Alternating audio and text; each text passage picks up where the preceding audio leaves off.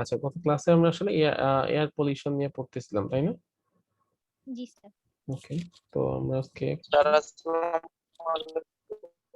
হ্যাঁ, ওয়ালাইকুম স্যার আসসালাম। ইফেক্ট পর্যন্ত পড়ানো হয়েছিল, ইফেক্ট অফ এয়ার পলিউশন। আচ্ছা, ইফেক্টস অফ এয়ার পলিউশন।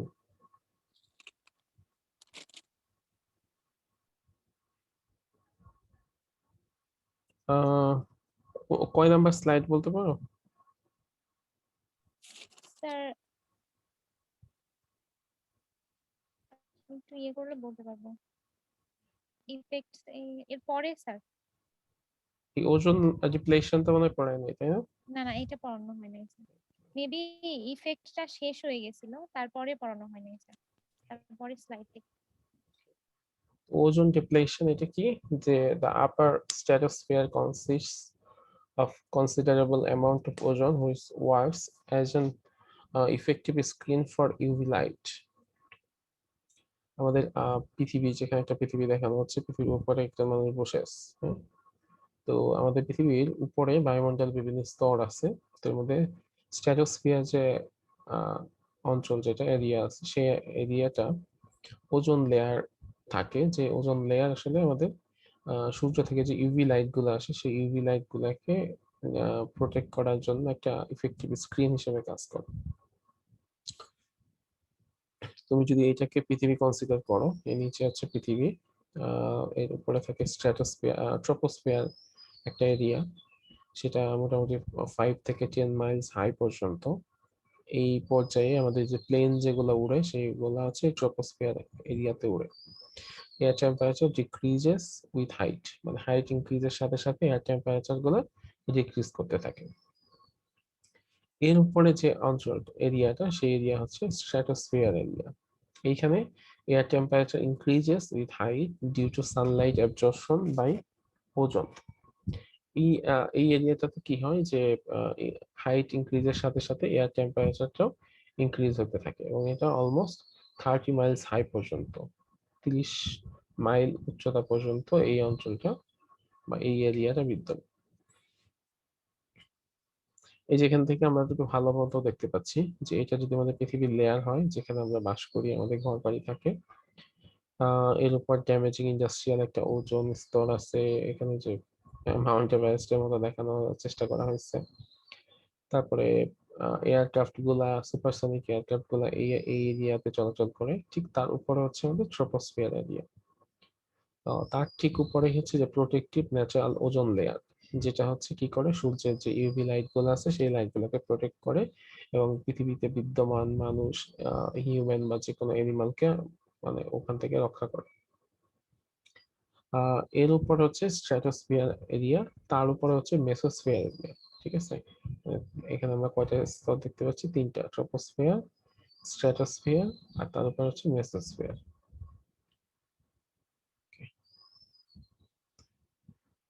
তো যে জিনিসটা হয় যে প্রোটেক্টিভ লেয়ারের এই জায়গাটাতে ওজোন বলতে আমরা O3 কে বোঝাই। তো সেটা যদি কোনো ক্যাটালাইটিক রিয়াকশনের সাথে রিয়াকশন হয়, তখন আহ, মানে দুইটা অক্সিজেন অক্সিজেন উৎপন্ন হয়, সাথে আরেকটা মৌল উৎপন্ন হয়। তখন যে প্রবলেমটা হয় সেটা হচ্ছে এইরকম, যে এই ওজোন স্তরে বিভিন্ন জায়গায় ফাটল ধরে বা কোনো জায়গায় ছিদ্র হয়ে যায়, এইসব সমস্যা তৈরি হয়। পৃথিবী থেকে যে সিএফসি গ্যাস যেটা উৎপন্ন হয়, ক্লোরোফ্লোরোকার্বন, যেটার একটা অন্যতম উৎস হচ্ছে আমাদের ফ্রিজ। ঠিক আছে, আমাদের ফ্রিজ থেকে প্রচুর পরিমাণ সিএফসি গ্যাস উৎপন্ন হয়। তো এইসব জায়গা থেকে যখন হার্মফুল কিছু কেমিক্যাল উপরে যায়, তখন এখানে রিয়াকশন হয়। রিয়াকশন হওয়ার পরে এই ওজোন লেয়ারে ফাটল বা ছিদ্র হয়। তখন কি হবে, সূর্যের যে ক্ষতিকর রশ্মিগুলো আছে, বিশেষ করে আল্ট্রাভায়োলেট রশ্মি, সেই আল্ট্রাভায়োলেট বা অতিবেগুনি রশ্মি, সেই অতিবেগুনি রশ্মিগুলো পৃথিবীতে প্রবেশ করে।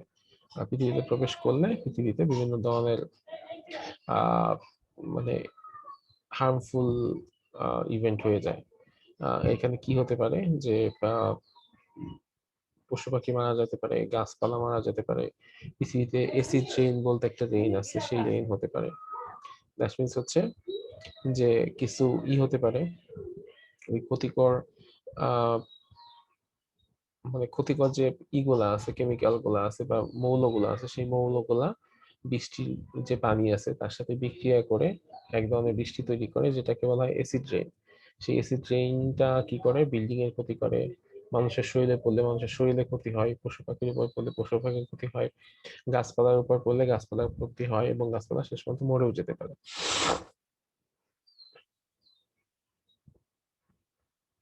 আচ্ছা, তো এখানে যে জিনিসটা আমি যে কথাগুলো বললাম এগুলো এখানে আসলে বলা আছে।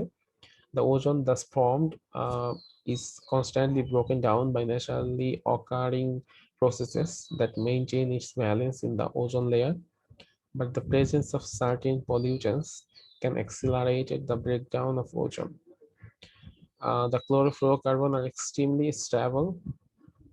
ক্লোরোফ্লোরোকার্বনটা হচ্ছে খুবই stable, non flammable, non toxic, and harmless to handle. It is ideal for air conditioners, refrigerators, and fire extinguishers. That means এটা আমরা রেফ্রিজারেটর, ফ্রিজে পাই, এয়ার কন্ডিশন এসিতে থাকে, বা যে বিভিন্ন ধরনের অগ্নি নির্বাপক যে যন্ত্রগুলো আছে সেই জায়গাতেও ক্লোরোফ্লোরোকার্বন গুলাকে বা সিএফসি কে পাওয়া যায়। Halogens are similar to the CFCs, dangerous to ozone layer.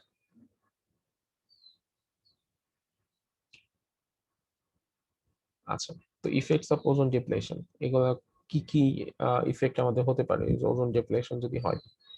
On হিউম্যানের ক্ষেত্রে কি হতে পারে? সানবার্ন, তারপর হচ্ছে ক্যাটারেক্ট, স্কিন ক্যান্সার, উইকেন দা ইমিউন সিস্টেম।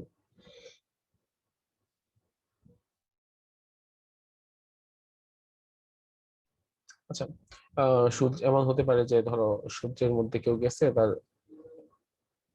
কি বলে স্কিনে ক্ষতি হচ্ছে, একটা পর্যায়ে স্কিন ক্যান্সার হয়ে যেতে পারে। আমাদের ইমিউন সিস্টেমটা দুর্বল হয়ে যেতে পারে। আর ইমিউন সিস্টেম দুর্বল হলে কত সমস্যা হয় এখন তো আমরা সেই জিনিসটা খুব ভালো মতো বুঝতে পারি, যেহেতু এই করোনা কালীন এই পিরিয়ডটাতে যে আমরা দেখতে পাচ্ছি যাদের ইমিউন সিস্টেম দুর্বল তারাই হচ্ছে বিভিন্ন ধরনের প্রবলেমে বেশি পড়তেছে, বা করোনা আক্রান্ত বেশি হচ্ছে। বা যা কেউ যদি করোনা আক্রান্ত হয়, ইমিউন সিস্টেম যদি ভালো থাকে, সে অনেক দ্রুত সুস্থ হয়ে যাচ্ছে। তো ইমিউন সিস্টেমটা বুস্ট আপ রাখা বা একটা স্ট্রং রাখাটা খুবই জরুরি মানুষের জন্য। ফুড প্রোডাকশনের ক্ষেত্রে কি রকম প্রভাব পড়তে পারে? UV radiation causes reduction in photosynthesis, reduces nutrient contents and the growth of plants. যদি ইউভি রেডিয়েশন গুলা চলে আসে তাহলে কি হয়, ফটোসিনথেসিসটা কমে যায়। ফটোসিনথেসিস কমে গেলে কি হবে? গাছে খাদ্য উৎপন্ন হবে না, তো গাছও বাড়বে না, বৃদ্ধি পাবে না।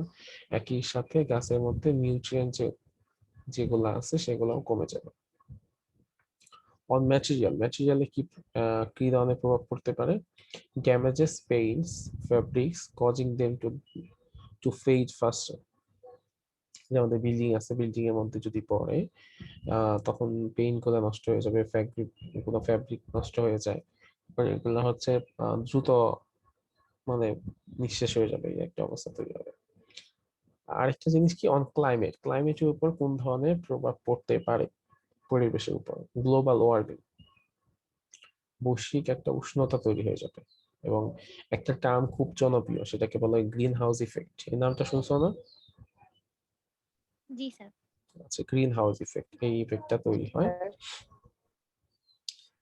increase in concentration of certain gases like carbon dioxide, nitrogen oxides, methane, CFCs, traffic in the form of infrared radiation near the earth surface, যেটাকে আমরা গ্রিন হাউস ইফেক্ট বলি। তো গ্রিন হাউস ইফেক্টটাকে আমি যদি একটু ব্রিফলি ব্যাখ্যা করি, এটা আসলে কি, গ্রিন হাউস জিনিসটা আসলে কি, গ্রিন হাউস ইফেক্ট তো আসলো, বাট গ্রিন হাউস জিনিসটা কি?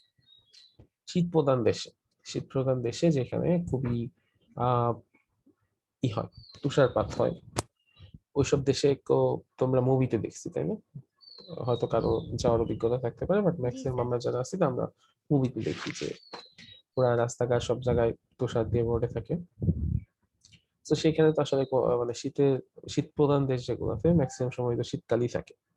তো ওই অবস্থা থেকে ওইখানে কোনো উদ্ভিদ জন্মানো পসিবল? ক্রমাগত তো তুষার না। পড়তেছে, পসিবল। এই জন্য ওরা কি করে, ওরা হচ্ছে এক ধরনের ঘর তৈরি করে, যে ঘরটাকে বলা হয় গ্রিন হাউস। সেটা কেমন, যে একটা কাচের একটা ঘর তৈরি করে, একটা কাচের ঘর তৈরি করে। সেই কাচের ঘরটা হচ্ছে ঘর, এবং সেই ঘরের ভেতরে তারা হচ্ছে বিভিন্ন ধরনের উদ্ভিদ বা বিভিন্ন ধরনের গাছ হচ্ছে সেখানে রাখে। এখন যেহেতু কাচের ঘর আছে, তো তুষার টুষার পড়লেও এই এই গাছের মধ্যে আসতে পারে না। তো অ্যাকচুয়ালি এখানে ব্যাপারটা কি হয়, ঘটনাটা আসলে ঘটে কিভাবে। বাইরে তো অনেক ঠান্ডা, তাহলে কি হয়, ঘটনা যেটা ঘটে, কোন একটা রেডিয়েশনের একটা ব্যাপার আছে, রেডিয়েশন একটা মজার ব্যাপার আছে। ধরো কোন একটা জায়গায় তাপমাত্রা যদি বেশি হয়, সেখানে শর্ট ওয়েভ লেন্থের রেডিয়েশন আসে। আচ্ছা, এটাকে একটু আরেকটু সিম্পল করে বলি। তোমরা যারা বাসায় রান্না বান্না করো, বা আমাদের ফ্যামিলিতে আমরা মাকে রান্না করতে দেখি ম্যাক্সিমাম টাইম, আমাকে একটু বলো তো, বা যাদের রান্না বান্না অভিজ্ঞতা আছে তারা বলো, যে কোন একটা খাবার ভালো সিদ্ধ হয় বা ভালো রান্না হয়, সেটা কি অনেক বেশি গ্যাসের আহ মানে গ্যাসের ফ্লো অনেক বেশি বাড়িয়ে দিলে নাকি কম বাড়িয়ে দিলে?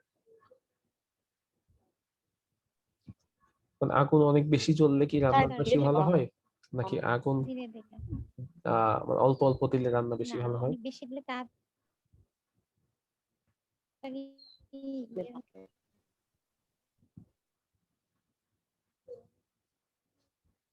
বলো তো কোনটা? স্যার অল্প দিলে। অল্প দিলে মানে অল্প তাপে রান্না ভালো হয়, তাই না? আর মাঝারি আঁচ কিংবা লো ফ্লেম থাকে হ্যাঁ স্যার। হ্যাঁ হ্যাঁ। কেন জিনিসটা বেশি তাপ দিলে কি জি সমস্যা? স্যার।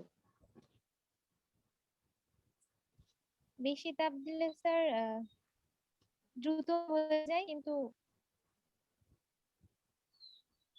স্যার ভেতরে যে বিষয়টা থাকে স্যার অনেক সময় কাঁচা থাকে হ্যাঁ স্যার।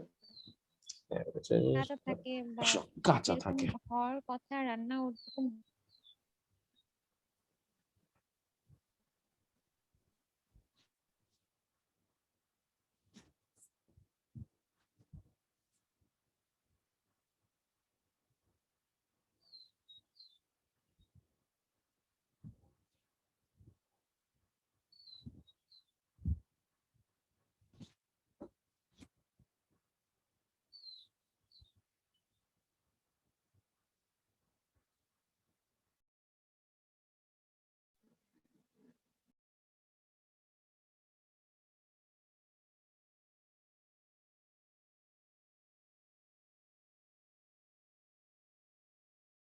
হ্যালো, আমাকে শুনতে পাচ্ছো? জি স্যার। ওকে। আচ্ছা, তো আমরা যেটা বলতেছিলাম যে অল্প আছে বা হচ্ছে একটু মিডিয়াম টাইপের আছে রান্না করলে সেটা বেশি ভালো হয়, তাই না? এটা একটা কারণ আছে। জি স্যার। যখন অনেক বেশি টেম্পারেচার কোনো জায়গা থেকে উৎপন্ন হবে, সেইখানে যে রেডিয়েশন গুলো তৈরি হয়, মানে যখন আমরা পড়ছি যে তাপ ট্রান্সফার হওয়ার 3 ধরনের ওয়ে আছে, তাই না? কন্ডাকশন, কনভেকশন আর হচ্ছে রেডিয়েশন। তো রেডিয়েশনটা, কনভেকশন আর রেডিয়েশন। জি হ্যাঁ, স্যার। তো রেডিয়েশন যখন হয়, তো সেই রেডিয়েশন গুলার ওয়েভলেন্থ থাকে ছোট ছোট।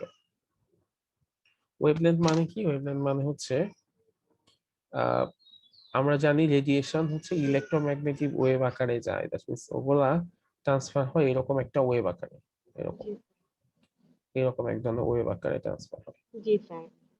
তো স্যার ওয়েভটা অনেকটা স্রোতের মতো স্যার। হ্যাঁ, কিছুটা একটা স্রোতের মতো, হ্যাঁ। তো এখন কথা হচ্ছে, আমরা এই যে যদি এরকম হয়, এরকম ছোট ছোট হয়, তখন আমরা বলি যে ওয়েভলেন্থ হচ্ছে কম। আর যদি এরকম হয় যে একটা এখান থেকে শুরু হয়ে এখানে শেষ হয়ে আবার এখানে আসলো, দেখো এই জিনিসটা, এখান থেকে একটা পার্টিকেল যদি যাত্রা শুরু করে, ধরে নিলাম এখান থেকে একটা পার্টিকেল সে যাত্রা শুরু করলো, তার ডিরেকশন কোন দিকে? উপরের দিকে, তাই তো? এখানে যখন আসবে তখন কি সে একই পজিশনে আসছে? পজিশন কিন্তু একই রকম, কিন্তু তার ডিরেকশন কিন্তু নিচের দিকে। ঠিক এই পজিশনে যখন আসবে তখন তার পজিশন আবার আগের মতো, এবং ডিরেকশন হচ্ছে এটার মতো, তাই না? জি স্যার। তো বলা হয় যে এখানে আসলে সে একটা ফুল একটা অসিলেশন বা একটা ফুল কম্পন শেষ করে, মানে এখান থেকে এই পর্যন্ত আসলে একটা ফুল কম্পন শেষ করে। তো এইটুককে বলা হয় এক ওয়েভলেন্থ।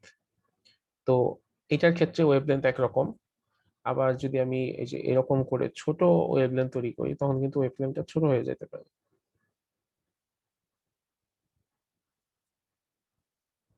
এটার ক্ষেত্রে কিন্তু ওয়েভলেন্থ কতটুকু হবে, এটার ক্ষেত্রে ওয়েভলেন্থ হবে এখান থেকে যাত্রা শুরু করছে, এখানে এসে তার ওয়েভলেন্থ শেষ হয়ে গেছে। কারণ এটার ওয়েভলেন্থ বেশি, এটার ওয়েভলেন্থ কম। তো সূর্য তো অনেক বেশি, মানে অনেক টেম্পারেচারে একটা অবজেক্ট, একটা স্টার। তো সূর্যের মধ্যে টেম্পারেচার অনেক অনেক বেশি। তো সেইখান থেকে যে রেডিয়েশন গুলো আসবে সেই রেডিয়েশন ওয়েভলেন্থ কি ছোট হবে না বড় হবে? বড় হবে। বড় হবে। আচ্ছা, না না না, ছোট হবে। টেম্পারেচার বেশি, যেখানে তাপমাত্রা বেশি ওয়েভলেন্থ হচ্ছে কম, আচ্ছা। আর তাপমাত্রা কম হইলে ওয়েভলেন্থ বেশি হয়, অপোজিট হয়। অপোজিট। হ্যাঁ। তো সূর্য থেকে যে রেডিয়েশন গুলো আসে সেই রেডিয়েশন গুলো হচ্ছে ছোট ছোট রেডিয়েশন, এরকম ছোট রেডিয়েশন আছে। তো সেই রেডিয়েশন গুলো যখন আস্তে আস্তে আসে, আমাদের যে কাঁচ আছে, কাঁচের একটা ধর্ম হচ্ছে এরকম, গ্লাস, গ্লাস বলতে আমরা যে জিনিসটা বুঝি যে জানালা গ্লাস, যে কোনো গ্লাস, গ্লাস, গ্লাসের ধর্ম হচ্ছে এরকম, গ্লাসের মধ্য দিয়ে শর্ট ওয়েভলেন্থের কোন রেডিয়েশন প্রবেশ করতে পারে। গ্লাসের মধ্যে দিয়ে শর্ট বা ছোট ওয়েভলেন্থের রেডিয়েশন গুলো প্রবেশ করতে পারে। তো সূর্যের রেডিয়েশন গুলো তো শর্ট, তো সেগুলা সুন্দর মতো ভেতরে প্রবেশ করে ফেলে। ভেতরে প্রবেশ করলো, এই গাছের মধ্যে পড়লো, গাছে ফটোসিনথেসিস হইলো, অনেক কিছু হওয়ার পরে সেই ওয়েভলেন্থ গুলা সেখানে একটু গরম হবে, গরম হলে কি হবে, সেগুলো আবার বের হয়ে যাইতে চাইবে, তাই না? কারণ ক্রমাগত তো জি তাপ আসতেছে, তো তাপ তো কিছু বেরো হইতে হবে, তাই না? তো সেই তাপগুলো যখন বেরোইতে নিবে তখন এইখানে তাপমাত্রা কি অনেক কম না সূর্যের তুলনায়? তো এখানে যেহেতু হ্যাঁ, তাপমাত্রা কম, তাহলে এখানকার যে ওয়েভলেন্থ গুলো হবে সেই ওয়েভলেন্থ গুলা কেমন একটু হবে? বড় অনেক হবে। অনেক লং হবে, তাই না? অনেক লং ওয়েভলেন্থ হবে। জি। তো সেই লং ওয়েভলেন্থ গুলা যখন হচ্ছে এই কাঁচ দিয়ে বেরোইতে নেয়, তখন তো কাঁচের মধ্যে দিয়ে তো লং ওয়েভলেন্থের কোনো রেডিয়েশন বেরোতে পারে না। যেহেতু লং ওয়েভলেন্থে কোনো রেডিয়েশন বেরোতে পারে না, তখন কি হয়, ওই তাপগুলা আর ওখান থেকে বেরিয়ে হইতে পারে না, ওগুলা এখানে আটকা পড়ে যায়। ঠিক আছে? তো ওগুলো যখন জি। এইদিকে আটকা পড়ে যাবে তখন কি হবে, এই ঘরটা কি হবে, অনেক উত্তপ্ত হয়ে যাবে না? মানে এই ঘরটা সবসময় কি থাকবে, গরম থাকবে। তাহলে শীত প্রধান দেশে এরকম একটা ঘর গাছের বৃদ্ধির জন্য অনেক বেশি মানে সুইটেবল না? জি। এই জন্য শীত প্রধান দেশে এই ধরনের ঘরকে বলা হয় গ্রিন হাউস, এগুলাকে বলা হয় গ্রিন হাউস। ঠিক আছে? তো এই হচ্ছে ব্যাপার, এগুলো হচ্ছে গ্রিন হাউস। ঠিক আছে? তো এই গ্রিন হাউসের ব্যাপারটা তো আমরা বুঝলাম, তাহলে গ্রিন হাউস ইফেক্ট শব্দটা কেন আসলো এটা আমাদের একটু বুঝতে হবে।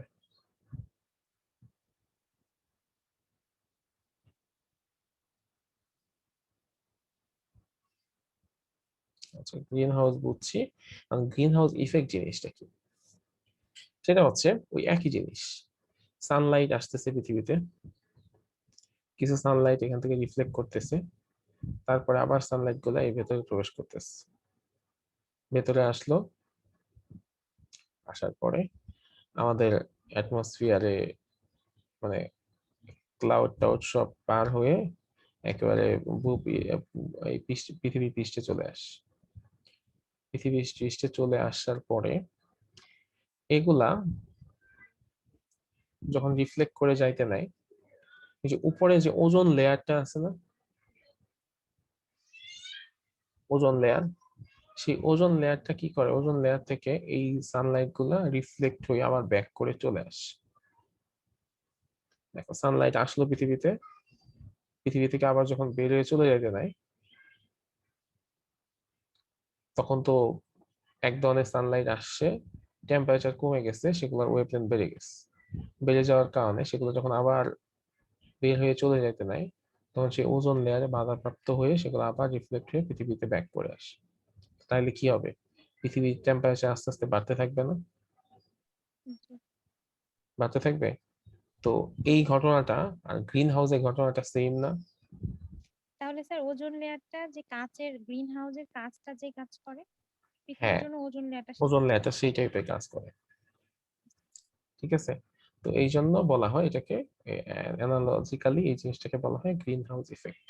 এবং গ্লোবাল ওয়ার্মিং এটার জন্য মানে এই কারণে গ্লোবাল ওয়ার্মিং হচ্ছে পৃথিবীতে টেম্পারেচার বৃদ্ধি পাচ্ছে। স্বাভাবিকভাবে আমরাও দেখতে পাচ্ছি পৃথিবীর টেম্পারেচার আসলে বৃদ্ধি পাচ্ছে। পৃথিবীর টেম্পারেচার যদি বৃদ্ধি পায় আস্তে আস্তে অনেক কিছুই আনস্টেবল হয়ে যাবে।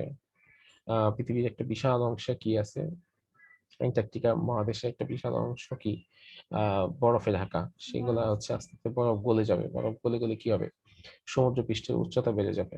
সমুদ্র পৃষ্ঠের উচ্চতা বেড়ে গেলে কি অনেক দেশ আস্তে আস্তে সমুদ্রের তলে চলে যাবে। ইভেন আমাদের ঢাকাও এক সময় বা বাংলাদেশের বিভিন্ন পার্ট সমুদ্রের তলে চলে যাওয়ার একটা বিশেষ সম্ভাবনা আছে। এবং তোমরা কি মোস্ট অফলি জানো যে মালদ্বীপ মালদ্বীপ হচ্ছে এমন একটা দেশ যে দেশটা হচ্ছে সবচেয়ে বেশি ঝুঁকিতে আছে। মানে এরকম হয়ে যেতে পারে 50 বছরের মধ্যে মালদ্বীপ পৃথিবীতে থাকবে না, মানে মালদ্বীপ পুরোটা সমুদ্রের নিচে চলে যাবে। এই জন্য মালদ্বীপের লাস্ট প্রেসিডেন্টকে দেখতাম, উনি মাঝে মাঝে এই সচেতনতা বৃদ্ধির জন্য উনি এইসব কাজ করতো, যে সমুদ্রের নিচে মিটিং করতেছে, সমুদ্রের ধারে বিবৃতি দিচ্ছে মানুষকে সচেতন করার জন্য, বা পৃথিবীর অন্যান্য নেতাদেরকে হচ্ছে এই বিষয়ের ভয়াবহতাটা বোঝানোর জন্য।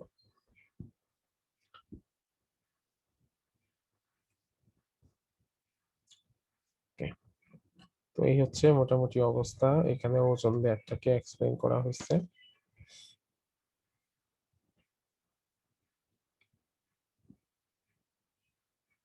আচ্ছা, effects of greenhouse effect. Polar ice caps will melt, causing rise in ocean levels, fall in agricultural produce, change in habitats, climate condition. আমি যেটা বলতেছিলাম যে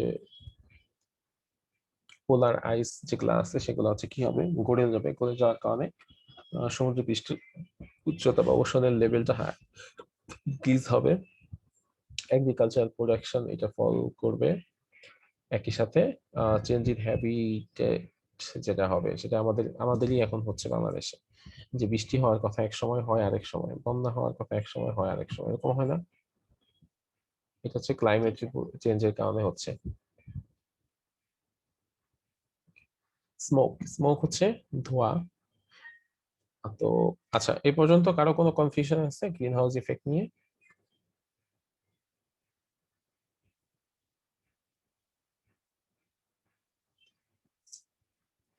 এই পড়াশোনাগুলো আমার মনে হয় তোমাদের হ্যাঁ সোশিওলজিতে বা অ্যানথ্রোপোলজিতে খুব ইম্পর্টেন্ট। তোমরা তো এসব নিয়ে অনেক লেখালেখি করো। হ্যাঁ বলো।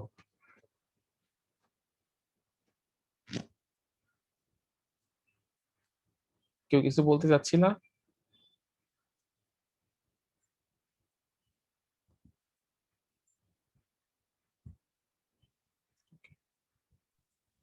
না স্যার। ওকে, হ্যাঁ। স্মোক স্মোক বাংলা হচ্ছে কি ধোঁয়া, is a type of large scale outdoor pollution. It is caused by chemical reactions between pollutants derived from different sources, primarily automobile exhaust and industrial emissions. Smoke হচ্ছে এক টাইপের দূষণ যেটা বিভিন্ন কেমিক্যাল রিঅ্যাকশনের মাধ্যমে হয়। কোথায় কোথায় থেকে হতে পারে, অটোমোবাইল থেকে বা ইন্ডাস্ট্রিয়াল বিভিন্ন ইমিশন থেকে প্রাইমারিলি যে পলিউশন গুলো তৈরি হয় সেগুলাই পরবর্তীতে কেমিক্যাল রিঅ্যাকশনের মাধ্যমে ধোঁয়া তৈরি করে। Cities are often centers of this type of activities and many suffer from the effects of smoke, especially during the warm months of the year. গরমকালে এটা খুব বেশি হয়ে যায়। পৃথিবীতে এরকম প্রবলেম কিন্তু অনেক জায়গায় হয়। ইভেন ইন্ডিয়াতেও মোস্ট অফ নয়া দিল্লিতে কোনো কোনো সিজনে এত বেশি ধুলি থাকে, মানে বাতাসের মধ্যে এত বেশি ধুলা কণা জমা হয়ে যায় যে মানুষ চলাফেরা করতে পারে না। খেয়াল দেখছিলাম আমি গত বছর মানে একটা নিউজ দেখছিলাম, গত বছর না তার আগের বছর। আমরা যখন এখন মাস্ক নিয়ে চলাফেরা করি ওই ধুলার জন্য মানুষের এরকম মাস্ক দিয়ে চলাফেরা করতে হয়, এরকম একটা অবস্থা তৈরি হয়ে যায়।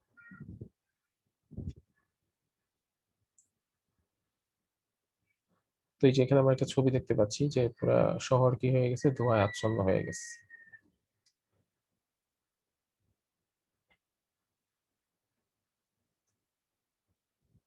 আর সেটা হচ্ছে কি এখানে বিভিন্ন ধরনের যেমন আমাদের যত গাড়ি ঘোড়া আছে সেসব থেকে নাইট্রোজেন অক্সাইড বা নাইট্রোজেন ডাইঅক্সাইড এসব উৎপন্ন হয়। তারপর ইন্ডাস্ট্রিয়াল বিভিন্ন জায়গা থেকে বিভিন্ন হাইড্রোক্সাইড, অক্সিজেন এই টাইপের বিভিন্ন মৌল উৎপন্ন হয়, নাইট্রোজেন ডাইঅক্সাইড। তো এই সবগুলা পরবর্তীতে রিয়াকশন করে এই স্মোক বা ধোঁয়া তৈরি করে। এগুলোকে আমরা কিভাবে কন্ট্রোল করতে পারি? Proper fuel and exhaust system in vehicle. আমরা যদি প্রপার জ্বালানি ব্যবহার করি এবং এই জ্বালানিটাকে বের হওয়ার যে ওয়ে সেটাকে যদি প্রপারলি করতে পারি যানবাহনে, তাহলে হচ্ছে আমাদের এটাকে কন্ট্রোল করা সম্ভব হবে। Use of dry and wet collector, filter and electrostatic প্রিসিপিটার্স।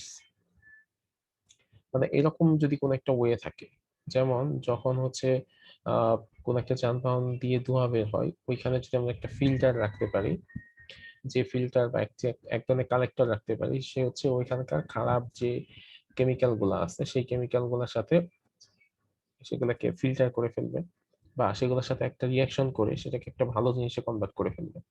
এরকম কিন্তু করা পসিবল। কোন একটা জায়গা দিয়ে খারাপ একটা ধোঁয়া বের হয়, তো খারাপ ধোঁয়া মানে কি, সেখানে একটা খারাপ এক ধরনের কেমিক্যাল থাকে বা গ্যাস থাকে। তো সেই গ্যাসটাকে যদি আমি অন্য একটা গ্যাসের সাথে বিক্রিয়া করে ফেলি, বিক্রিয়া করিয়ে সেটা থেকে পজিটিভ কোনো একটা জিনিস বের করে ফেলা সম্ভব। তো এই টাইপের ড্রাই বা ওয়েট কালেক্টর আমরা ইউজ করতে পারি, ফিল্টার ইউজ করতে পারি। তারপর হচ্ছে providing greater height to the stack, discharge pollutants away from the ground. মানে এই পলিউটেন্ট গুলাকে গ্রাউন্ড থেকে অনেক উপরে নিয়ে গিয়ে যদি আমরা এটাকে ডিসচার্জ করতে পারি, তাহলে অন্তত পৃথিবীতে কোনো সমস্যা হবে না। যে অনেক বেশি হাইটে নিয়ে গিয়ে সেগুলোকে ডিসচার্জ করে দিল। Substitution of raw materials that cause more pollution. আমরা র ম্যাটেরিয়ালস গুলাকে সাবস্টিটিউট করে দিছি, করে দিয়ে এখন কি করছি, বিভিন্ন ধরনের বানানো জিনিসপত্র নিয়ে আসি যেটা আমাদের বেশি পলিউশন তৈরি করতেছে। তো এটাকে ইউজ করা বা সাবস্টিটিউট করা অফ করে দিতে হবে।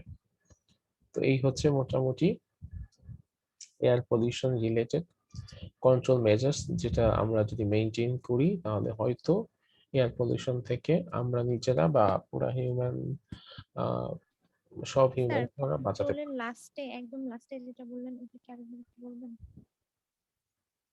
আচ্ছা, এখানে বলছে substitution of raw materials that cause more pollution. ধরো আমরা অনেক সময় র র জিনিস বুঝো তো, র ম্যাটেরিয়াল মানে জি র স্যার। মানে হচ্ছে যে একেবারে যেটা অরিজিনাল জিনিস জি সেটা। তো এরকম অনেক জায়গায় হয় না যে, আচ্ছা স্যার। হ্যাঁ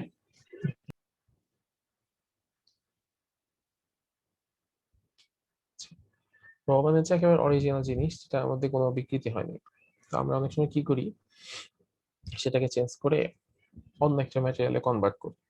তো অন্য ম্যাটেরিয়ালে কনভার্ট করার জন্য সেখানে কি আমার কিছু এডিট বা কিছু চেঞ্জ করতে হয়েছে। তো সেই টাইপের ম্যাটেরিয়াল যদি আমরা বেশি বেশি ইউজ করি তাহলে পলিউশনটা আরো বেশি বেশি হয়। তো এই জন্য যদি আমরা এমন করি যে র ম্যাটেরিয়াল গুলো আমরা বেশি ইউজ করি, তাহলে হচ্ছে এই ধরনের পলিউশনটা কম হবে। জি স্যার, বুঝতে পারছি।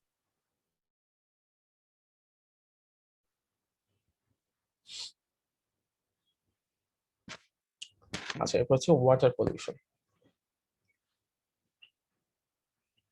71% of Earth's surface is covered by water. আমরা সবাই জানি যে পৃথিবীর অলমোস্ট 70% হচ্ছে পানি দিয়ে কভার করে, but only a tiny fraction is available as fresh water. 71% বা 70% ওয়াটার হলেও আমরা কিন্তু সব পানি খাওয়ার মতো না, তাই কি? সব পানি কি খাওয়া যায়? না। খাওয়া যায়। কতটুকু খাওয়া যায়? 3% অফ ওয়াটার, সেটা আমরা ফ্রেশ ওয়াটার, যেটা আমরা খাইতে পারি। আর বাকি 97% of total water is found in oceans, যেটা 97% পানি যেটা ওশানে পাওয়া যায় সেটা আসলে খাওয়ার উপযোগী না। আর এই 3%-এর মধ্যে out of this 2.997% is locked in ice caps 3% মধ্যে 2.9% এই কি হয়ে আছে মানে জমে আছে বরফ হয়ে আছে the only 0.03% of the total volume is available as soil moisture, groundwater, water vapor, and water in lakes, streams, rivers, and wetlands. Man, can you imagine? মানে পৃথিবীতে কত পানি আছে তুমি চিন্তা করতে পারতেছো? জি স্যার। মানে 97% সেটা খালি আমরা দেখি যে সমুদ্রে আছে।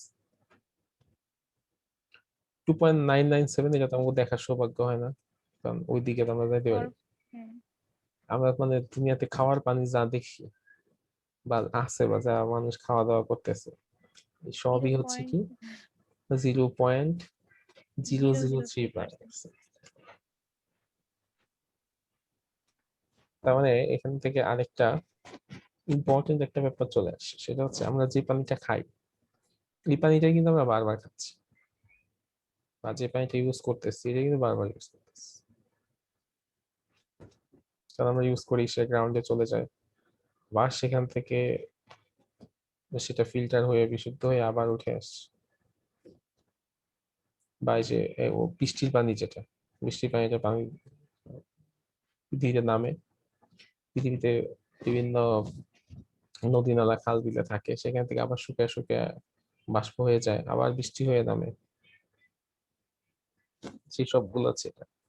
যত জোয়ার ভাটা হয় সব পানি এই 0.33% এর মধ্যে। তো আমাদের অনেক সময় এই জন্য অনেকের মনে হইতে পারে আচ্ছা তাহলে তার পানির কোনো নাই, অপচয় নাই, পানি তো কনস্ট্যান্ট, এটা অপচয় হচ্ছে না, তাই না? এরকম মনে হয় না, মনে হইতে পারে না কারণ কিন্তু স্যার সব পানি তো খাওয়া যায় না। না তুমি তো যেটি এই 0.33 মধ্যেই ঘুরতেছো, ও তো ওইদিকে তো তুমি যাইতেই পারতেছো, কিন্তু এই পানিটুকুই তো তোমার কাছে আসতেছে আবার যাচ্ছে, আসতেছে আবার যাচ্ছে, তাহলে তুমি যদি পানি অপচয় করো তাহলে প্রবলেমটা কি? প্রবলেম আছে? প্রবলেম তো আছে, কিন্তু কেন আছে?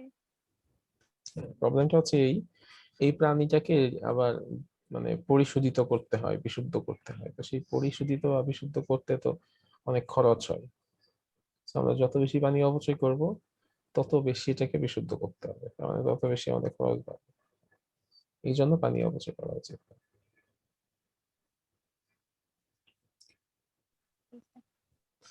আচ্ছা, definition: when the quality or composition of water changes directly or indirectly as a result of man's activities such that it becomes unfit for any purpose is said to be polluted.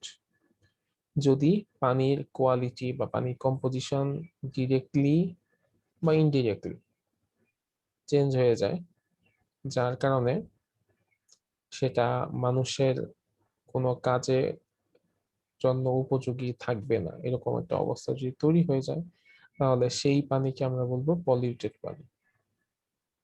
Polluted পানি মানে হচ্ছে যদি কোনো water মানে ওয়াটারের quality বা composition change হয়ে যায় directly বা ইনডিরেক্টলি, তাহলে সেই ধরনের পানি আমরা ভালো পানি বলতে পারি। টাইপ অফ ওয়াটার, ওয়াটার কয় ধরনের হতে পারে? আচ্ছা, সারফেস ওয়াটার। সারফেস ওয়াটার হচ্ছে ওয়াটার ফাউন্ড ইন স্ট্রিম, যেমন হচ্ছে রিভার্স, মানে স্ট্রিম, রিভার্স আর লেকস, যেগুলো আমরা সারফেসে পাই, মানে পৃথিবীর সারফেসে আমরা যে ওয়াটার গুলো পাই সেটা হচ্ছে সারফেস ওয়াটার।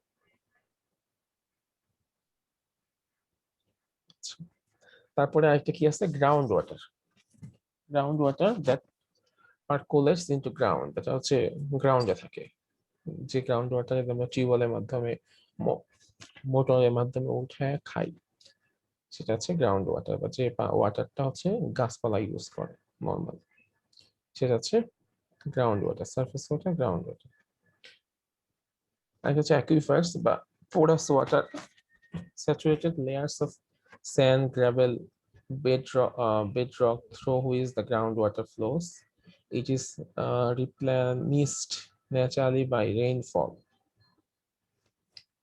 মানে এই পানিটা তো আসলে আমাদের খুব বেশি পাওয়া যায় না, যেটা ওই যে রেইনফল ওইসব জায়গাতে যে পানিটা আসে, সেই পানিটা এটা খুবই মানে কম অংশ বৃষ্টিপাতের মাধ্যমে যেটা আমরা পাই। মেইনলি দুই ধরনের ওয়াটার, একটা হচ্ছে সারফেস ওয়াটার, একটা হচ্ছে গ্রাউন্ড ওয়াটার।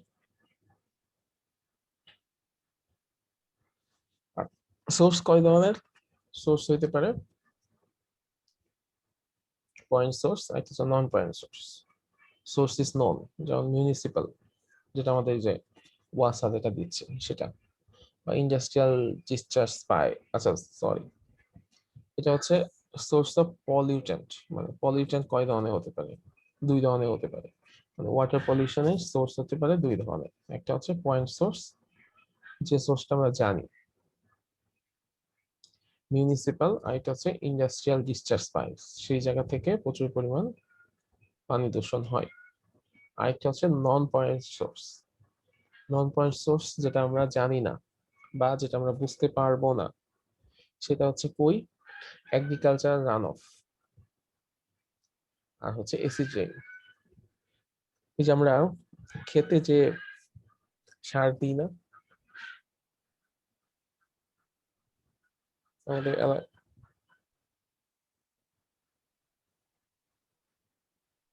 এলাকায় মানে খেতে ফসল বাড়ার জন্য সার দেয়া হয়, তারপর আমরা বিভিন্ন ধরনের পেস্টিসাইড ইউজ করি, মানে কীটনাশক ইউজ করি। এই যেগুলার কারণে কিন্তু মানে পানি ক্ষতিগ্রস্ত হয় বা পানি দূষণ হয়। আর একটু আগে আমরা যেটা বলছিলাম যে এসিড রেইন উৎপন্ন হয় পৃথিবীতে, মানে এয়ার পলিউশনের কারণে কি হয়, এয়ার পলিউশনের কারণে বিভিন্ন ধরনের কেমিক্যাল উৎপন্ন বিভিন্ন ধরনের ক্ষতিকর মৌল তৈরি হয় বা ক্ষতিকর গ্যাস তৈরি হয়, যেগুলা কি করে এয়ার পলিউশন তৈরি করে, সো এসিড রেইন তৈরি করে। এসিড রেইন তৈরি করে, সেই এসিড রেইন হচ্ছে একটা non point source of water pollution. আচ্ছা, এখন কি কি সোর্স হতে পারে? Sources of water pollution, water soluble radiative isotopes, এটা একটা হতে পারে। রেডিয়েটিভ ওয়াশস, আয়নাইজিং রেডিয়েশন কজ, এটা হচ্ছে যে আমাদের বাংলাদেশে কি করছে, রূপপুর একটা পারমাণবিক বিদ্যুৎ কেন্দ্র করছে। তো পারমাণবিক বিদ্যুৎ কেন্দ্রে কিন্তু প্রচুর পরিমাণ পানি লাগে।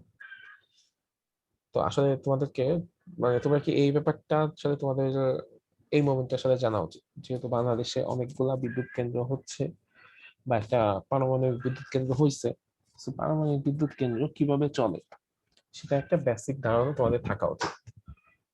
সেটা আমি যদি তোমাদেরকে দেওয়ার চেষ্টা করি, ধরো আমাদেরই রূপপুরে পারমাণবিক বিদ্যুৎ কেন্দ্র, সেটা আসলে কিভাবে চলবে।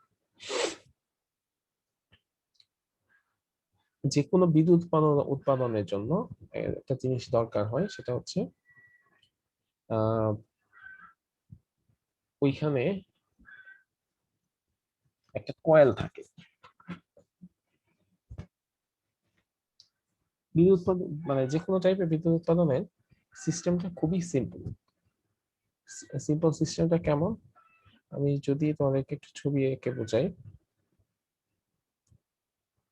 ধরো এখানে একটা কয়েল আছে, কয়েল বলতে বুঝো তো, কয়েল মানে হচ্ছে তারের কুণ্ডলী।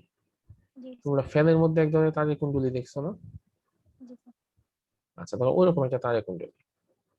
তো এই তারের কুণ্ডলীর মধ্যে আমি ধরো একটা ম্যাগনেটকে প্রবেশ করাবো, একটা চুম্বককে প্রবেশ করাবো।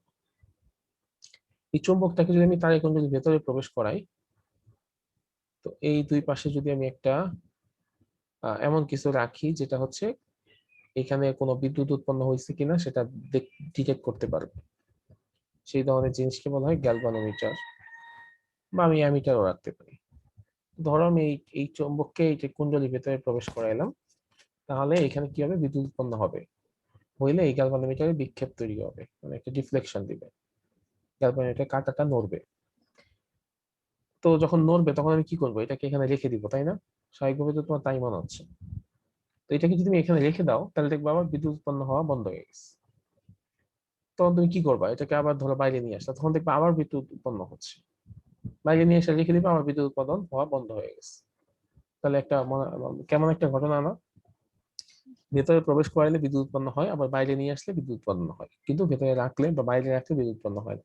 তাহলে কাহিনীটা কি? কাহিনীটা হচ্ছে এটাকে যদি তুমি ক্রমাগত একবার ভেতরে প্রবেশ করাও একবার বাইরে নিয়ে আসো, ক্রমাগত ইন অ্যান্ড আউট করতে থাকো, তাহলে এখানে আসলে বিদ্যুৎ উৎপন্ন হবে। এবং এই জন্য একটা জিনিস বলা হয়, দেখবা যে বলা হয় যে কারেন্ট হচ্ছে দুই ধরনের, একটাকে বলা হয় ডিসি আর একটাকে বলা হয় এসি। ডিসি কারেন্ট হচ্ছে যে কোনো একটা ব্যাটারি কারেন্ট, সেটা হচ্ছে লম্বালম্বি সোজা। আর এসি কারেন্ট হচ্ছে এরকম, প্রতি সেকেন্ডে উঠানামা করে। বাংলাদেশের কারেন্ট প্রতি সেকেন্ডে 50 বার সে তার দিক পরিবর্তন করে। বাংলাদেশের কারেন্টের যে অল্টারনেটিভ কারেন্ট এসি কারেন্ট যেটা, সেটা হচ্ছে প্রতি সেকেন্ডে 50 বার দিক পরিবর্তন করে। এই দিক পরিবর্তনটা করে এই কারণে, একবার যখন ভেতরে নেই তখন এক ধরনের কারেন্ট তৈরি হয়, যখন বাইরে নেই তখন আরেক ধরনের কারেন্ট তৈরি হয়। তো এটাই আসলে যে কোনো ধরনের কারেন্ট তৈরি একটা মূল ফর্মুলা। এখন এই যে এই জিনিসটাকে ইন অ্যান্ড আউট করা, সেটা কি হাতে দিয়ে করলে মানে মানে হাতে যদি ধরে করতে হয় বা অন্য কোনো মাধ্যমে করতে হয়, তো এটাকেই সহজ কোন ওয়েতে করা যায় সেটাই আসলে মেইন থিওরি। তো এই জন্য কি পাণবিদ্যুৎ কেন্দ্র আছে, পারমাণবিক বিদ্যুৎ কেন্দ্র আছে, বিভিন্ন বিদ্যুৎ কেন্দ্র আছে। তো পারমাণবিক বিদ্যুৎ কেন্দ্রে যে জিনিসটা হয়, আহ যে মানে বিভিন্ন ধরনের বিদ্যুৎ কেন্দ্রে বিভিন্ন ভাবে এই কাজটা করা যায়।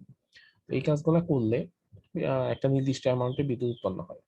কিন্তু কিন্তু সেই জিনিসগুলো আস্তে আস্তে আসলে শেষ হয়ে যাচ্ছে। যেমন কয়লা বিদ্যুৎ কেন্দ্র আছে, পানি বিদ্যুৎ কেন্দ্র আছে, তাপ বিদ্যুৎ কেন্দ্র আছে, গ্যাস বিদ্যুৎ কেন্দ্র আছে, এগুলা দিয়ে বিদ্যুৎ উৎপন্ন করা হয়, কিন্তু এগুলো আস্তে আস্তে শেষ হয়ে যাবে। তো এই জন্য মানুষ চিন্তা করলো তাহলে এমন একটা সোর্স আনা যায় যে সোর্স দিয়ে বিদ্যুৎ উৎপন্ন করলে বিদ্যুৎটা কখনো শেষ হবে না। সেটা কি হতে পারে? সেটা হতে পারে এই যে পরমাণু। যে কোনো একটা পরমাণু, আমরা যেটা পড়ছিলাম যে একটা পরমাণু, যে পরমাণুর ভিতরে কি থাকে, যে কোনো একটা পরমাণু, সেই পরমাণুর ভেতরে নিউক্লিয়াস থাকে, ইলেকট্রন থাকে, তো এরকম একটা পরমাণু। এটা যদি করা যায় তাহলে অনেক কিছু হবে। তো এটার জন্য এক ধরনের রিয়াকশন হইতে পারে, সেই রিয়াকশনকে বলা হয় fission reaction, nuclear fission reaction বলে। এই নিউক্লিয়ার ফিশন রিয়াকশন যখন হয় তখন অনেক বেশি বিদ্যুৎ উৎপন্ন করা যায়। ফিশন রিয়াকশনটা কি? ধরো ইউরেনিয়াম নামে একটা নিউক্লিয়াস আছে, সেই ইউরেনিয়াম নিউক্লিয়াসকে, যে পরমাণুর মধ্যে নিউক্লিয়াসের মধ্যে কি কি থাকে, প্রোটন আর নিউট্রন থাকে না? জি স্যার। তো ইউরেনিয়ামের মধ্যে এরকম একটা নিউট্রন দ্বারা যদি আঘাত করা হয় তাহলে সেখানে কি হয়, অনেক বিদ্যুৎ মানে অনেক পরিমাণ শক্তি উৎপন্ন হয়, তাপ শক্তি উৎপন্ন হয়।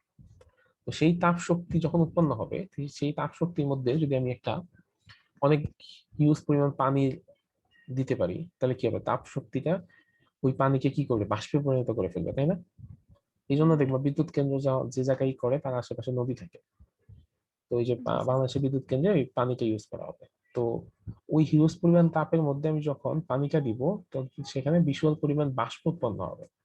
বাষ্প যখন উৎপন্ন হবে, সেই বাষ্পটাকে আমি যদি কোনো একটা জেনারেটরের পাশে রাখি বা আহ, এই টাইপের কোনো কিছু পাশে রাখি, যেখানে ওই যে আমার ওই জিনিসটা হবে যে একটা কয়েলের মধ্যে কয়েলটা ক্রমাগত আপ ডাউন করবে, বা এমন একটা অবস্থা হবে, সেটা হবে এরকম যে সেখানে কি হচ্ছে, একটা কয়েলের মধ্যে একটা ম্যাগনেটিক ম্যাটেরিয়াল যাচ্ছে আবার বেরোচ্ছে। তো ক্রমাগত ওই জিনিসটা হলে কি হবে, সেখানে অনেক অনেক বিদ্যুৎ উৎপন্ন হবে। ঠিক আছে? তো এই সিস্টেম করার জন্য এই জিনিসটা করা হয়। এখন কথা হলো, এই জিনিসটা যদি এরকম ক্রমাগত তাপ উৎপন্ন হইতেই থাকে তাহলে এই জিনিসগুলো আসলে এখানে কি হবে, অনেক বেশি তাপ উৎপন্ন হবে, এবং অনেক বেশি তাপ উৎপন্ন হওয়ার ফলে কিন্তু সব জ্বলে পুড়ে ছারখার হয়ে যাবে। এই কারণে কি করা হয়, ক্রমাগত এখানে আবার একটু পর পর ঠান্ডা পানি দেওয়া হয়। ঠান্ডা পানি দিলে কি হবে, এই জিনিসটা ঠান্ডা হয়ে যাবে। ওই ঠান্ডা পানিটা ওই পদ্মা নদী থেকে নিয়ে আসা হয়। তো পদ্মা নদী থেকে যে পানিটা ঠান্ডা করে নিয়ে আসা হলো, সেই পানিটা এখানে ঠান্ডা করে এক পাশ দিয়ে তো বেরিয়ে যাচ্ছে, তাই না? ওই পানিটা কি আর বিশুদ্ধ আছে? না। ওই পানিটা কিন্তু বিশুদ্ধ নয়। ওই পানিটা কিন্তু ওই যে ওই পানিটার মধ্যে অনেক রেডিয়েক্টিভ ম্যাটেরিয়াল থাকবে, রেডিওঅ্যাক্টিভ ওয়াস্ট থাকবে আর কি, আবর্জনা থাকবে, বা ওই যে যেটা বাষ্প হয়ে গেল ওইটাও তো এক পর্যায়ে গিয়ে ঠান্ডা হয়ে যাবে, সেই পানিতে অনেক বেশি রেডিওঅ্যাক্টিভ ওয়েস্ট থাকবে। তো এইভাবে হচ্ছে ওয়াটার হচ্ছে অনেক পরিমাণ বেশি পরিমাণ কি হয়, দূষিত হয়।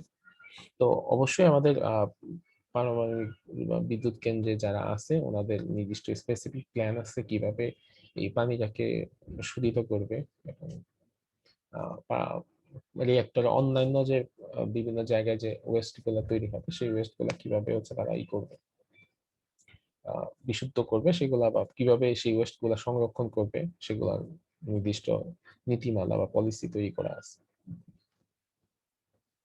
কিন্তু যে এইভাবে হচ্ছে কি হয়, বিভিন্ন ধরনের পানি দূষিত হতে পারে, এবং এই ধরনের দূষিত পানি যদি মানুষের সংস্পর্শে আসে তখন কি টাইপের প্রবলেম হতে পারে, বার্থ ডিফেক্টস হতে পারে, দ্যাট মিনস জন্মের সময় মানুষের হবে না, মানে সন্তান হবে না, এরকম প্রবলেম হতে পারে, ক্যান্সার হতে পারে, তারপর জেনেটিক বিভিন্ন ডিসঅর্ডার হতে পারে, যে বেবি হবে কিন্তু বেবির দেখা যাবে হাত নাই, পা নাই, কান নাই, চোখ নাই, এরকম বিভিন্ন প্রবলেম তৈরি হবে, বা মানসিক প্রতিবন্ধী হবে, কথা বলতে পারবে না, এই টাইপের বিভিন্ন সমস্যা তৈরি হতে পারে।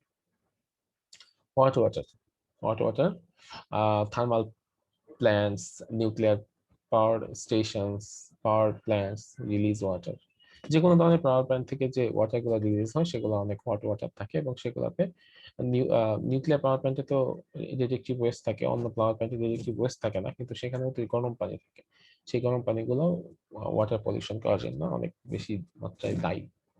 এছাড়া হচ্ছে অয়েল লিকেজ, অয়েল লিকেজটা হয় সেটা কিভাবে হয়, ধরো বরিশাল থেকে এই সদরঘাট ক্রমাগত লঞ্চ সিস্টেম চলাফেরা করতেছে, বা বাংলাদেশের এই প্রান্ত থেকে ও প্রান্ত, বা পুরো ওয়ার্ল্ডের সমুদ্র, নদী, নালা, সমুদ্র, সব জায়গাতে কি হয়, মেরিন ভেহিকল গুলা চলাফেরা করে, তাই না?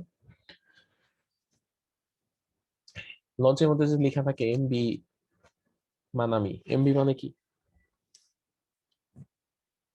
বরিশাল বাড়ি কার এখানে? বরিশাল, চাঁদপুর, এদিকে বাড়ি আছে কার?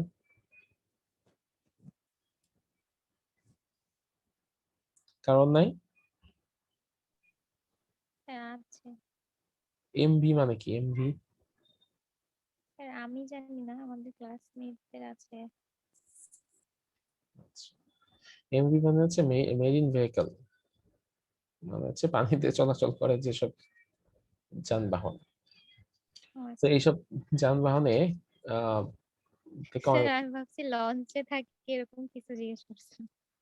না, আচ্ছা, তো এইসব মেইন ভেহিকল থেকে বা লঞ্চ থেকে এরকম যে কোনো জায়গা থেকে, বা স্টিমার থেকে, বা এই যে আহ, বিভিন্ন ট্রলার থেকে কি হয়, অনেক অয়েল লিকেজ হয়, সেই অয়েল গুলা যখন পানিতে পড়ে তখন পানিগুলো দূষিত হয়ে যায়। অয়েল গুলা থাকলে যে জিনিসটা হয়, অয়েল মানে পানি আর তেল, এই জিনিসটা তো কখনো মিশে না, এটা তো দেখছো তাই না? জি স্যার। তো অয়েল গুলা কি করে, পানির উপর একটা স্তর তৈরি করে, তো সেইখানে অক্সিজেন প্রবেশ করতে পারে না, অক্সিজেন যদি প্রবেশ করতে না পারে, পানিতে থাকা যে কোনো ধরনের মাছ বা অন্য কোনো প্রাণী বা কোনো উদ্ভিদ, তারা হচ্ছে অক্সিজেন পায় না, অক্সিজেন যদি না পায় স্বাভাবিকভাবে তাদের অবস্থা খারাপ হয়ে যায়। ওয়াটার সলিউবল ইনঅর্গানিক কেমিক্যালস, যেমন acid, salt, compound of toxic metals such as mercury, lead, এগুলো হচ্ছে ওয়াটারকে দূষিত করে, বা এগুলো হচ্ছে ইনঅর্গানিক। আর অর্গানিক যেগুলো আছে যেমন অয়েল, তেল, গ্যাসোলিন, প্লাস্টিক্স, পেস্টিসাইড, কীটনাশক, ক্লিনিং সলভেন্টস, এই যে আমরা ধোয়ার জন্য যেসব জিনিস ইউজ করি, ডিটারজেন্ট, এগুলো কিন্তু পানির জন্য খুবই ক্ষতিকর। তারপর sediment of suspended water, insoluble particles of soil and other solids that become suspended in water.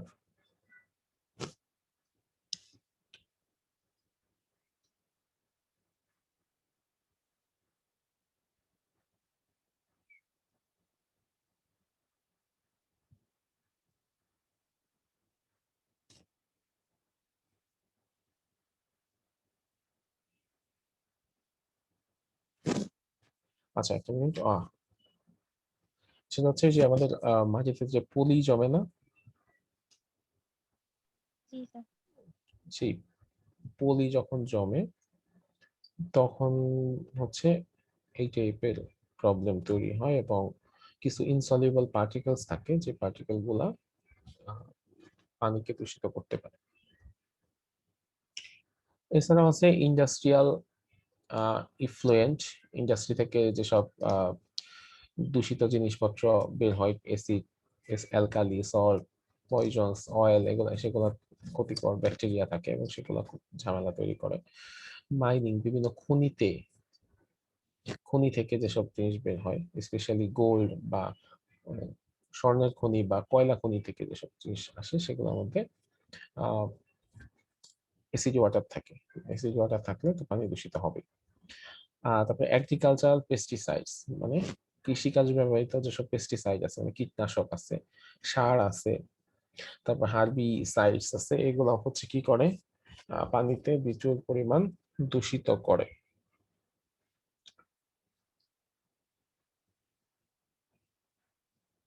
তারপর হচ্ছে sewerage disposal and domestic waste. এটা তো আমরা বুঝতেই পারি যে ডোমেস্টিক বা বিভিন্ন ফার্ম থেকে যেসব ওয়েস্ট গুলা হচ্ছে বের হয়, সেগুলা হচ্ছে ড্রেনের পানি বা হচ্ছে নদীর পানি, সেগুলো যেখানে গিয়ে পড়ে সেখানকার পানিকে দূষিত করে। আমরা আসলে দেখতেই বুঝতে পাই আমাদের বুড়িগঙ্গার পানির যে অবস্থা, বা ইভেন বাংলাদেশের যে কোনো আহ নদীর কথা বলি আমরা, বা যে কোনো লেকের কথা যদি আমরা বলি, বা যে কোনো ক্যানেলের কথা যদি বলি, সবগুলোর অবস্থাই তো খুবই খারাপ। কারণ আমার বাসার পাশে বনশ্রীর যে একটা জি ইয়ে স্যার। আছে, জি স্যার। এটার স্যার অবস্থা বুড়িগঙ্গার কথা তো আর বলাই লাগে না, ওটা দেখলেই বোঝা যায়, দেখলে কি ওর পাশে গেলেই বোঝা যায় পাঁচ বিচ্ছিরি জায়গায়। দুর্গন্ধ। ঠিক আছে, হ্যাঁ। তো তারপর ঢাকাতে যে যে এই মানে একটু বৃষ্টি হলে যে পানি টানি জমে যায়, বিশেষ করে মিরপুরে তো আরো ভালো। মিরপুর তো স্যার ডুবে যায়। আমার মনে আছে আমি হচ্ছে যেদিন গ্রিনে জবের জন্য পরীক্ষা দিই, তো পরীক্ষা জি দেওয়া শুরু স্যার। করছি এই সময় সেই বৃষ্টি শুরু হয়েছে। বৃষ্টি থেকে বের হয়ে আমি দেখলাম যে পুরা সমুদ্র সৈকতে গেছে। সমুদ্র, পরে হচ্ছে ওই ভ্যানে করে মিরপুর 10 পর্যন্ত গেছি। তো স্যার অনেক সময় এরকমও দেখা যায় যে ওই পানির মধ্যে দিয়ে ভ্যান বা রিক্সা যাচ্ছে, সেগুলা উল্টে যাচ্ছে। হ্যাঁ, এরকমও হয়। এবং হ্যাঁ। মজার ব্যাপার হচ্ছে যে আমার কাছে মনে হচ্ছিল, আমি যাওয়ার সময় বলতেছিলাম, আমার সাথে আরেকটা দুইজন ছিল, ওদেরকে বলতেছিলাম যে এই বৃষ্টিটা যদি আগে আসতো তাইলে তার আসতাম না পরীক্ষা দিতে। ঠিক আছে, যে আমি যে আসার পথে এই বৃষ্টি পাইতাম তাহলে তার পরীক্ষা দিতে আসা হইতো না। আচ্ছা, এই যে এখানে কিছু ছবি আমরা দেখতে পাচ্ছি, যেটা অন্তত বাংলাদেশের মানুষের জন্য এটা খুবই কমন। এটা আমাদের কাছে খুব একটা কঠিন কিছু মনে হচ্ছে না, মনে হচ্ছে তো আচ্ছা জি স্যার, এরকমই তো। আমরা তো দেখি এরকম। হ্যাঁ, এটা একটা, জি এটা মনে স্যার। হচ্ছে না আমার পাশের মানে বাড়ির পাশে কোনো একটা জায়গা, জি জি খুব স্যার, আপন মনে হচ্ছে দেখে। সব জি স্যার। এলাকাতেই আছে স্যার। এটা তো খুবই আপন। এটা তো আরো বেশি আমার কমন। মনে হচ্ছে যে জি বাংলাদেশ স্যার। ছাড়া অন্য কোনো দেশের ছবি হতেই পারে না এটা। স্যার আমাদের স্যার এটা তো মাগুরাতে ঢাকায় থানার দেখা পাশে যায়, এরকম একটা দেখা জায়গা যায় আছে। স্যার। হ্যাঁ, হ্যাঁ, এই ঠিক এগুলা। এরকম একটা জায়গা আছে থানার পাশে স্যার, মাগুরাতে। তারপর এটা কি বুঝতেছি না। আচ্ছা, causes of water pollution. Water পলিউশনের কজেস গুলা কি কি? ডিজিজ কজিং এজেন্টস যেমন ব্যাকটেরিয়া, ভাইরাস, তারপর protozoa, parasite, worms enter water from domestic sources and untreated human and animal waste, এগুলোর কারণে হচ্ছে পানি দূষিত হয়। অক্সিজেন ডিপ্লেটিং ওয়েস্ট, যেমন large population of bacteria use of the oxygen present in the water to degrade water waste. That means অবশ্য মানে আমি নিজেও কখনো দেখি নাই, পানিকে যদি তোমরা কখনো আহ অনুবীক্ষণ যন্ত্রে দেখো, সেই পানি আসলে আমরা তখন খাইতে পারবো না। ঠিক আছে, এটা তুমি যদি কোনো বিশুদ্ধ পানি দেখো সেটাও খাইতে পারবা না। জি তো স্যার। এখানে এই জিনিসটা বলা হয়েছে যে পানির মধ্যে মানে বিভিন্ন উপকারী ব্যাকটেরিয়াও থাকে। তো কোনো কারণে যদি এরকম হয় যে এত অ্যামাউন্টের ব্যাকটেরিয়া হইছে যেটা মানে অক্সিজেনের পরিমাণকে কমিয়ে দিতেছে। ওই ধরনের পানিটা আর ইউজ করা যায় না, ঠিক আছে? তো সেই পানিটাকে আমরা বলবো তখন যে ওই পানিটা পলিউটেড হয়ে গেছে। If too much organic waste is added, all the available oxygen is used up and causes organisms like fish to die. That means স্বাভাবিকভাবেই আহ মানে এত বেশি অর্গানিক ওয়েস্ট যদি জমা হয়ে যায়, মানে ব্যাকটেরিয়া যদি হয়ে যায়, তখন ওখানে যে পানির মধ্যে যে অক্সিজেনটা থাকার কথা সেই অক্সিজেনটা তত ইউজড হয়ে যায়। ইউজড হয়ে গেলে ওই পানিটার মধ্যে থাকা যে মাছ বা অন্যান্য সামুদ্রিক প্রাণী তারা বাঁচতে পারে না, মরে যায়।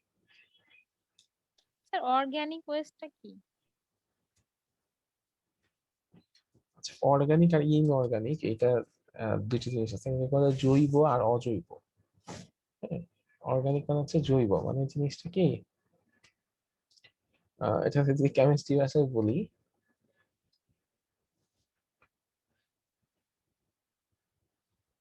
আচ্ছা মানে যেগুলো হচ্ছে প্রাণী দেহে বেশি পাওয়া যায়, প্রাণী দেহে নর্মালি পাওয়া যায়, আমি যদি একটু তোমাকে বোঝানোর জন্য বলি, সেগুলো হচ্ছে নর্মালি অর্গানিক হয়। যেমন মানুষের দেহে বা বিভিন্ন প্রাণীর দেহে যেসব আহ, মৌল বা যেসব যৌগ পাওয়া যায় সেগুলোকে বলা হয় অর্গানিক। যেগুলা প্রাণীর দেহে পাওয়া যায় না সেগুলোকে বলা হয় ইনঅর্গানিক। আমাদের বাস্তব লাইফেও দেখবা যে অনেক সময় বলে না যেটা অর্গানিক প্রোডাক্ট বলে, জি স্যার। মানে সেটা কি, সেটা কোন ধরনের প্রোডাক্ট? সেটা হয় কোনো গাছ দিয়ে বানাইছে, কোনো গাছের লতা পাতা দিয়ে বানাইছে, এরকম না? জি একদম স্যার। তো সেটা হচ্ছে মানে এই জিনিসটা হচ্ছে ওইরকমই, যে অর্গানিক ওয়েস্ট আর হচ্ছে ইনঅর্গানিক ওয়েস্ট। ইনঅর্গানিক মানে হচ্ছে যেমন ধরো চুন, তারপরে মানে আমি তোমাদের সার। পরিচিত পরিচিত যেগুলা বলতেছি, চুন, তারপরে ধরো কোনো এক জায়গায় করছে, পেইন্ট কালি থাকে না, কালি, কলমের কালি, এই টাইপের জিনিস হচ্ছে বুঝতে ইনঅর্গানিক পারছি স্যার। ওয়েস্ট।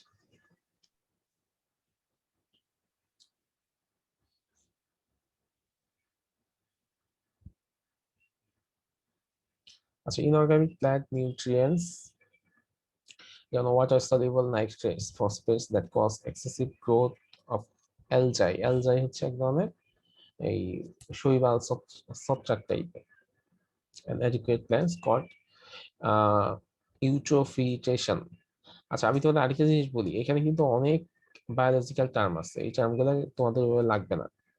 তোমাদের জাস্ট মানে তোমাদের জাস্ট আইডিয়া লাগবে কোন কোন জিনিসগুলা, যে ওয়াটার পলিউশন কি, বা এগুলা কেন হয়, বা এগুলা হইলে কি কি ক্ষতি হইতে পারে, এই টাইপের জিনিসগুলা। এই ডিপে যে টার্মগুলা আছে, যেমন এন্ট্রোফিকেশন, এটা আমি নিজেও কোনো পড়ি নাই, তো এই টাইপের টার্ম তোমাদের জি দরকার নাই, স্যার। ঠিক আছে?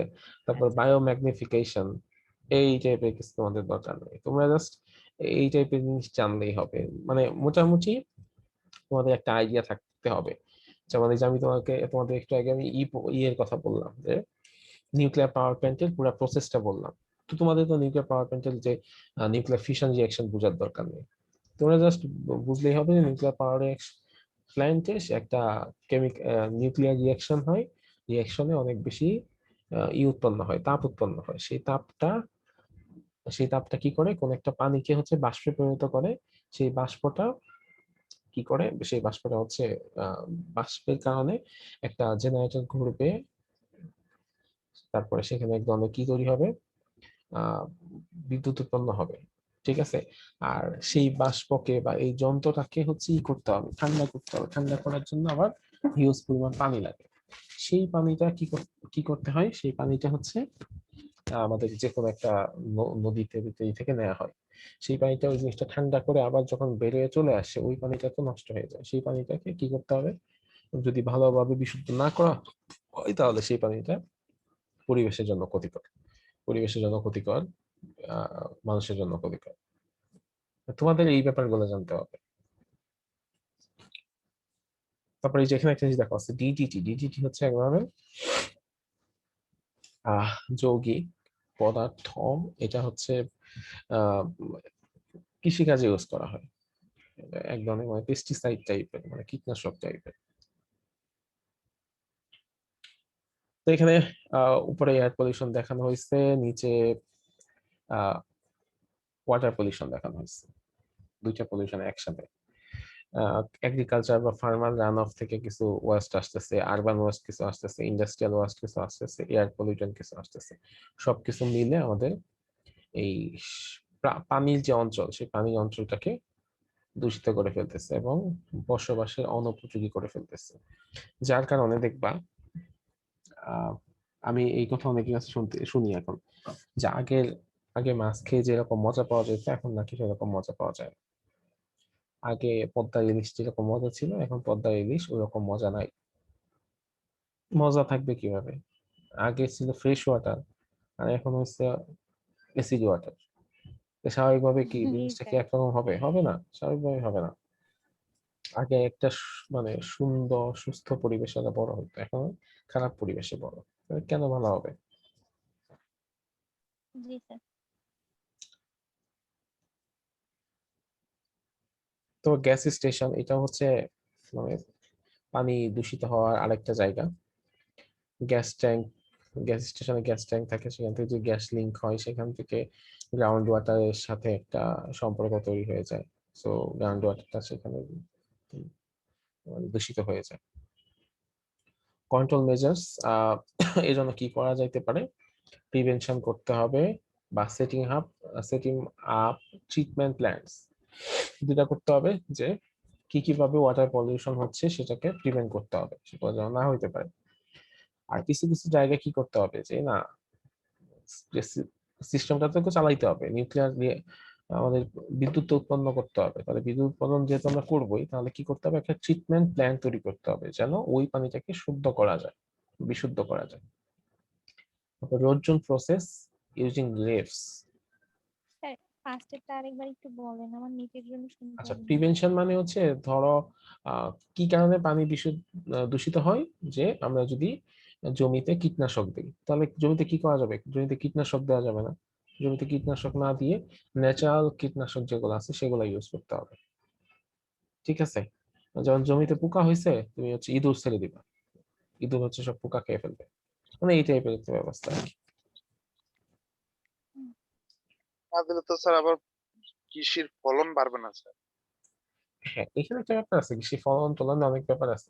তারপরে মানে একদিকে না একদিকে তো একটু একটু সার দিতে হচ্ছে আমাদের, যার কারণে তো এই অবস্থা। ঠিক আছে? জি স্যার। যেমন এই যে ফার্টিলাইজার, সার যেটা আমরা দিই, সার গুলা এখন যেরকম ইউরিয়া বা এই টাইপের সার যেগুলো আছে সেগুলা তো দিয়ে উৎপাদন অনেক বাড়ানো হচ্ছে। কিন্তু আবার ন্যাচারাল সারও কিন্তু আছে, ন্যাচারাল সারও দেওয়া যায়, কিন্তু ন্যাচারাল সার আবার এতগুলো প্রডিউস করা যায় না। তো সব মিলেই তো দুটাই চলতেছে, প্রিভেনশনেরও চেষ্টা করা হচ্ছে আবার হচ্ছে দেওয়া হচ্ছে, তো আলটিমেটলি রেজাল্ট এই অবস্থায়। কিন্তু মানে তুমি যদি ফাইনালি চিন্তা করো যে উৎপাদন আমরা যে কারণে বাড়াচ্ছি আমাদের সুস্থ মানে খাওয়ার জন্য, তো আমরা যদি সুস্থই না থাকতে পারি তাহলে খেয়ে আর লাভ কি? তাই না? স্যার রুট জোনটা কি জি স্যার। বললেন? আচ্ছা, রুট জোন প্রসেস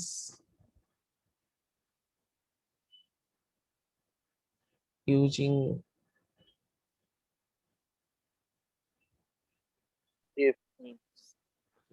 দাঁড়া একটা মিনিট।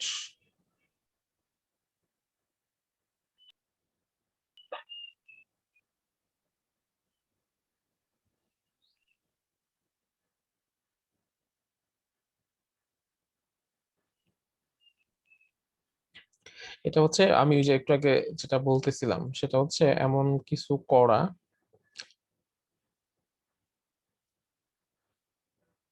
বিভিন্ন ধরনের রিড প্ল্যান্ট, সয়েল, সান,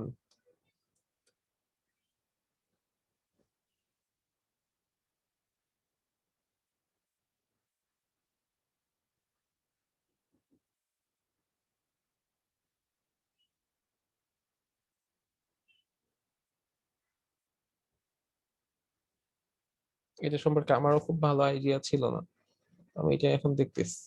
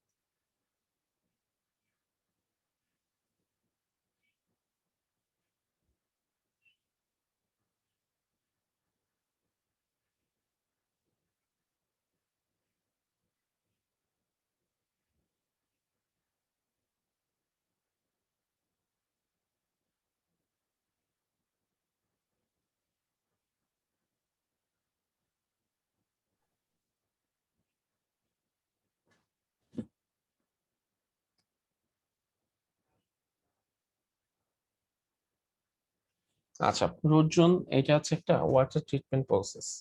সেই প্রসেসের মাধ্যমে যে কোনো প্ল্যানের যে কোনো উদ্ভিদে রুট গুলাতে মানে মূল যেগুলা থাকে রুট মানে তাদের যে মূল সেগুলাকে হচ্ছে গ্রাউন্ডের মধ্যে নিয়ে এটাকে মানে গ্রো করা হয় বা এগুলাকে প্রসেস করে বড় করা হয়। তো এটা নিয়ে আমি নিজে অত খুব বেশি ক্লিয়ার না। তো আমি নিজে একটু পড়াশোনা করে আমি তোমাদের নেক্সট ক্লাসে বলবো। আচ্ছা মানে এটা খুবই হাই টেকনোলজিক্যাল একটা ব্যাপার, তো এই জন্য আমি আসলে বুঝি নাই রোজন প্রসেস বা ইউজিং জিনিসটা কি। জি জি। আচ্ছা, এখানে হচ্ছে ওয়াটার পলিউশনের কিছু ছবি দেয়া আছে।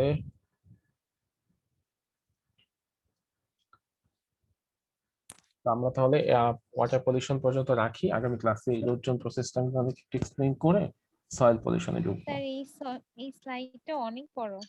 হ্যাঁ, স্লাইডটা অনেক বড়। এরপর হচ্ছে হ্যাঁ সয়েল পলিউশন আছে, সয়েল পলিউশনের পরে আছে নয়েজ পলিউশন।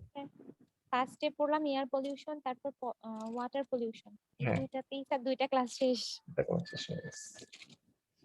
না, এই জিনিসগুলো আসলে তোমাদের একটু জানা বেশি জরুরি, মানে পলিউশনের জি ব্যাপারগুলো।